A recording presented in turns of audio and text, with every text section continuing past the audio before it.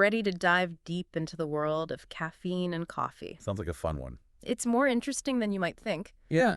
We've got research articles here, brewing guides, and even some health studies, Wow. all about that cup of joe that so many of us can't live without. Okay, so let's turn everyone listening into the ultimate coffee connoisseur. Love it. I think a good place to start is the fact that like 80% of adults use caffeine every day. Wow, that's a lot. It is. But I bet most people don't even know what it is. Probably not. So caffeine is a natural stimulant, Oh, okay. and you can find it in a lot more than just coffee, Like what? like tea, Yeah. chocolate, even some nuts. Wow.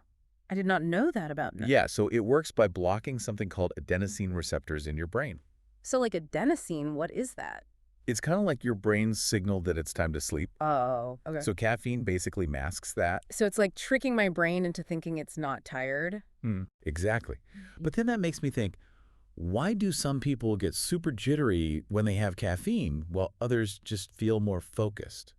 That's a good question. I've always wondered that. Well, caffeine affects everyone a little differently Oh, okay. based on things like your genes or how quickly your body breaks down the caffeine. Huh. Like some people are slow metabolizers, so the caffeine kind of hangs out in their system for longer, Oh, okay. which could lead to those jitters. Okay.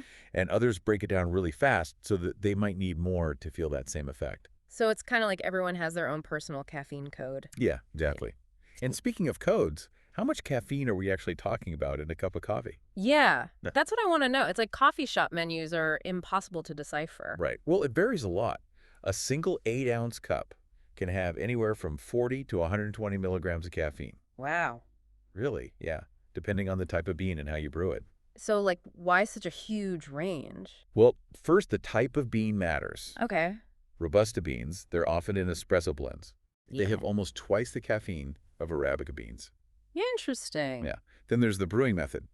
The longer the coffee brews, the more caffeine you get. Oh, interesting. So like your French press, that's going to give you way more caffeine than just a regular drip coffee. Okay, so that explains why my French press always hits different. Exactly. Now, what about decaf? Is it actually caffeine-free? Well, even decaf has a little bit of caffeine. Really? Yeah, usually around 2 to 20 milligrams, depending on the brand and how it's brewed. Huh, I did not know that. It's definitely less than regular coffee, but not totally caffeine-free. Like a Starbucks decaf might have around 20 milligrams, while a Dunkin' Donuts decaf could be as low as 3. That's so interesting. So no matter what, you're always getting at least a little bit of caffeine. Yeah, pretty much. So since caffeine's kind of everywhere, I'm curious, how does coffee compare to other sources, like tea or energy drinks? Ooh, good question. Like black tea, that can have up to 100 milligrams per cup. Wow, okay. Green tea has less, like around 30 milligrams. And then sodas and energy drinks, those can be all over the place, but they can have even more caffeine than coffee sometimes. Huh. I guess we always think of coffee as like the main caffeine culprit, Yeah. but really it's in so many things. Oh, and one of the articles mentioned that adding milk or cream to your coffee can change how your body processes the caffeine. Yeah, that's true. Adding dairy can actually slow down how fast your body absorbs the caffeine, Oh, interesting. meaning the effects last longer but might not be as strong. So that latte might not give you that same jolt as a straight black coffee. It's like a slow-release caffeine capsule versus an instant energy boost. Exactly. I like it. It's all about understanding those little details, right? Yeah. So now that we know how much caffeine's in our cup, let's talk about how to actually brew it. Okay, yeah. I want to maximize both the flavor and that caffeine kick, you know? Right. So what are some like barista level secrets to the perfect cup? Well, just imagine you're a barista. Get ready for that morning rush. Okay, I like it. I'm in Lynn. The first thing is you got to use fresh whole beans. Okay, Grind them right before brewing. got it. That's how you get the most flavor and caffeine. Okay. And honestly, don't underestimate how important good water is. Really? Yeah, filtered or bottled water will make a big difference in how it tastes. So it's like fresh beans, good water. It's the recipe for success. Exactly. Okay, I'm taking notes. What's next? Next up, the grind size is crucial. Okay. If it's too fine, you'll over-extract and end up with a bitter coffee. And probably too much caffeine, right? Yes, you got it. Yeah. So aim for a medium grind for most brewing methods. Okay. And always preheat your coffee maker. Does that really matter? It does. Okay. It keeps the temperature consistent, which helps with the extraction. So we've got the beans, the grind, the water, preheated machine. It's all coming together. Yeah, looking good. What about the actual brewing process? Any secrets there? Well, that's where the art of brewing really comes in. Okay. Whether you're using a drip coffee maker, French press, Yeah. or pour over. The key is getting the right ratio of water to coffee and the right brewing time. Too long, and it'll be bitter. Yeah. Too short, and it'll be weak and watery. Gotcha. It's all about that perfect balance. Exactly. So, since we're talking about all this coffee we're drinking, it makes me wonder about the health impacts. Yeah. Is it all good news? Or are there some downsides? Well, it's not black and white, but let's start with the positive. Coffee's full of antioxidants, Okay, good. and those help protect your cells from damage, which could lower your risk of some diseases, Like what? like heart disease, type 2 diabetes, even some cancers. Wow, so my morning coffee is actually doing me some good. It could be. That's a nice perk. It's not a magic cure-all or anything, Right. but there's definitely evidence that drinking coffee in moderation can have some real health benefits. Okay, so what about the downsides? What should we be watching out for? Well, one thing is caffeine tolerance. Okay. If you drink coffee every day, your body gets used to a certain level of caffeine, and you might need more to get the same effect. Oh, so that's how that happens. Yeah, and then there's the potential for it to mess with your sleep. Oh, yeah, I've been there. Caffeine can stay in your system for hours, so if you're sensitive to it, that afternoon coffee might keep you up at night. Yeah, that makes sense. Anything else? Caffeine can also affect your blood pressure and heart rate. Oh, okay. For most people, it's temporary and nothing to worry about. Okay. But it's always good to talk to your doctor if you have any health conditions. Good point. So it sounds like the main takeaway is to just be aware of your own body and how it reacts to caffeine. Exactly. It's a personal experience, just like brewing the perfect cup. Yeah, that's a good point. So speaking of finding that perfect cup, have you ever thought about the environmental impact of that coffee beans journey? That's a really good point. We've been so focused on the science and the brewing that it's easy to forget about the bigger picture. Yeah. So let's shift gears and talk about the environmental side of coffee. What are some of the key issues we should be thinking about?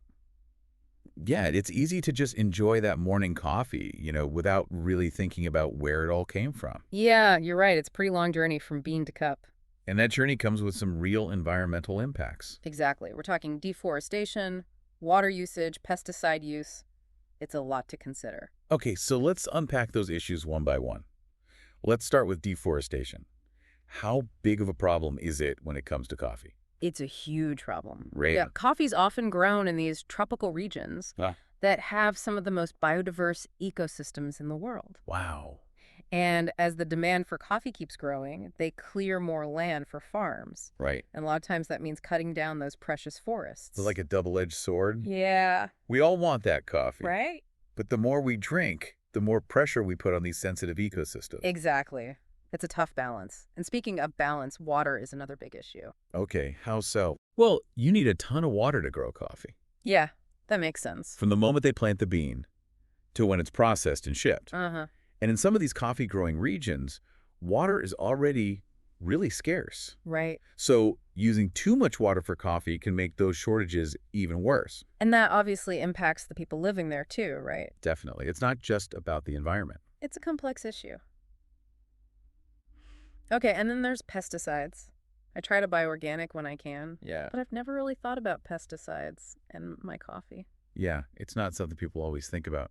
Unfortunately, pesticide use is really common in conventional coffee farming. Is it? Yeah, a lot of farmers use them to protect their crops from bugs and diseases. Okay. But those chemicals can really harm the environment.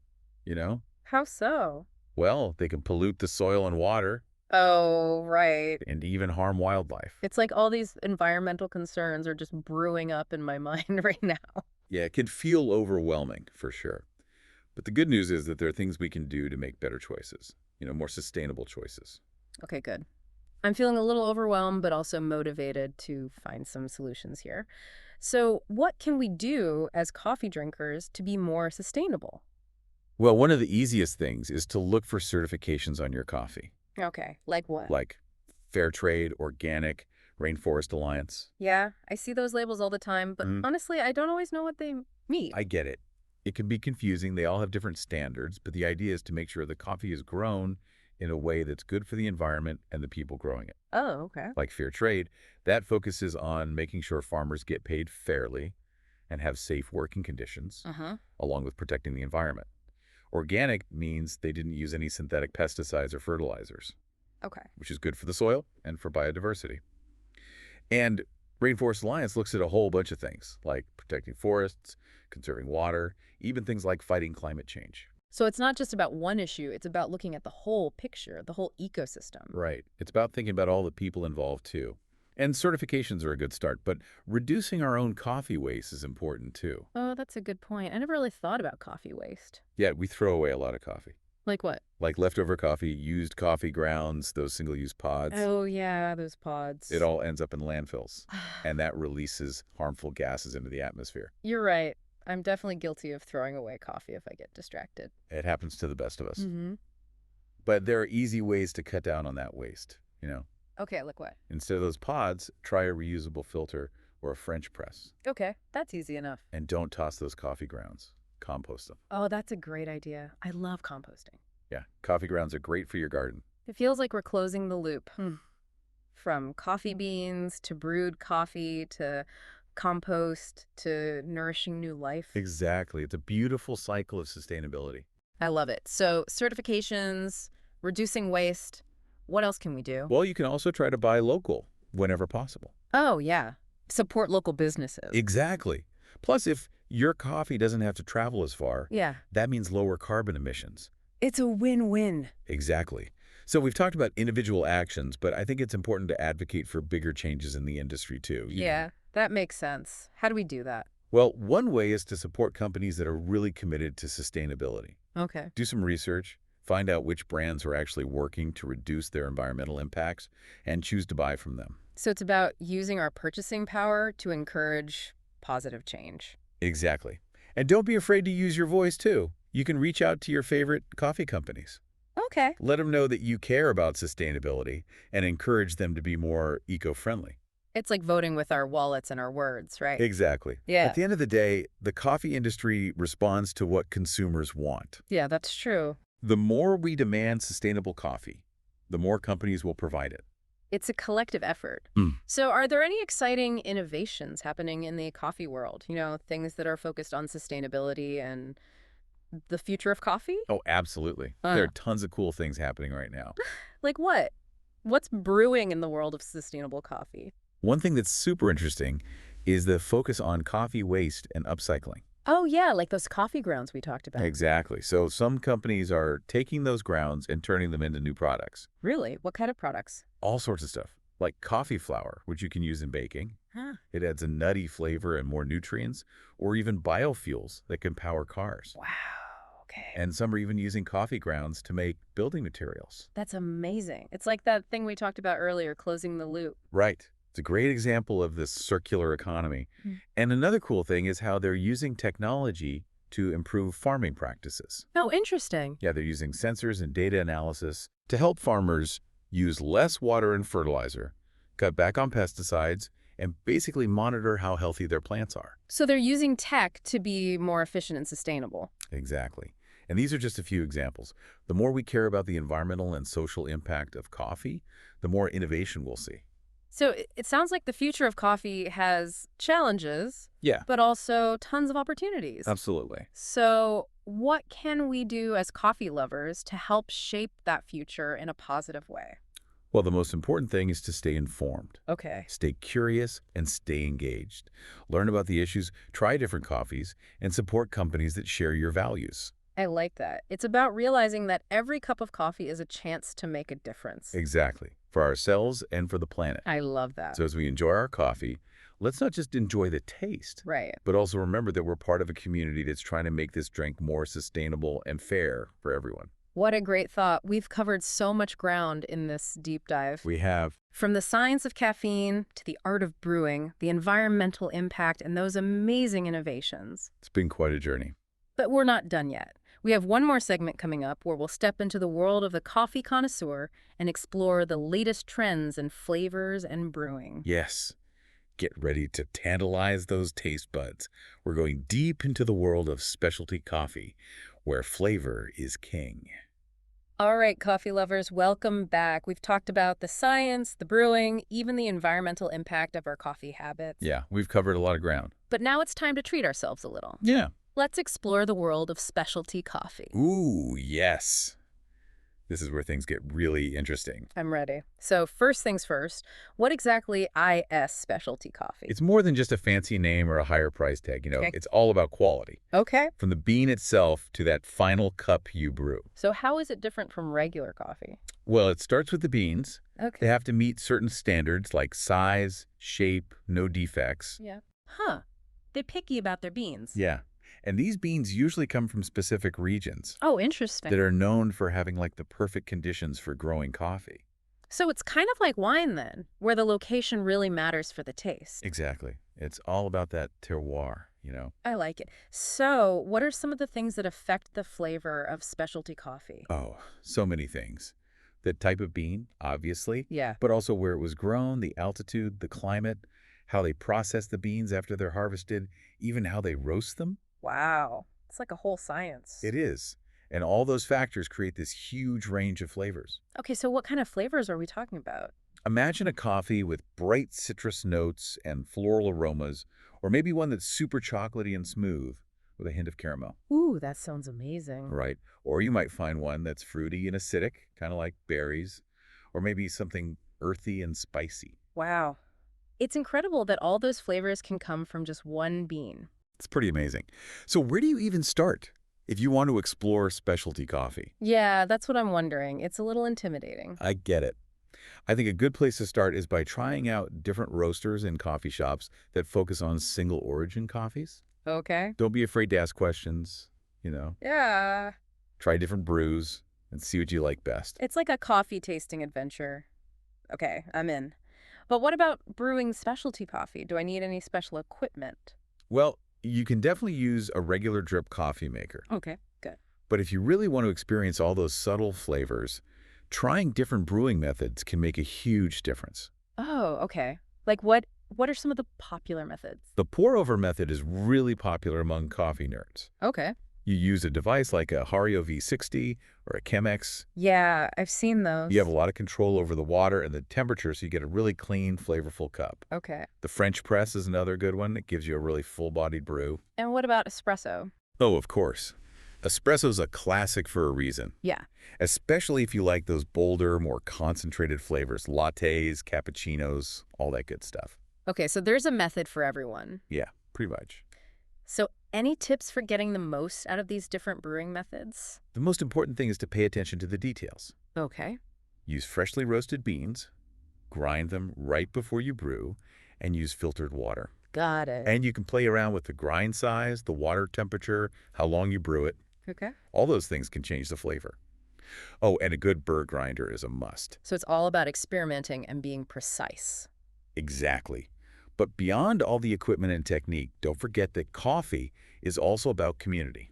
Yeah, that's a good point. Coffee shops have become these gathering places Yeah, where people connect, get creative, and just talk. that's so true. There's something special about sharing a cup of coffee with someone. Exactly. Coffee has this amazing ability to bring people together. And as we keep exploring the world of coffee, let's remember to appreciate all those connections too, right? Absolutely. It's not just about the taste, it's about the whole experience. Well said. Well, that brings us to the end of our deep dive into the world of caffeine and coffee. Yeah, we've covered a lot. I feel like I've learned so much. Me too.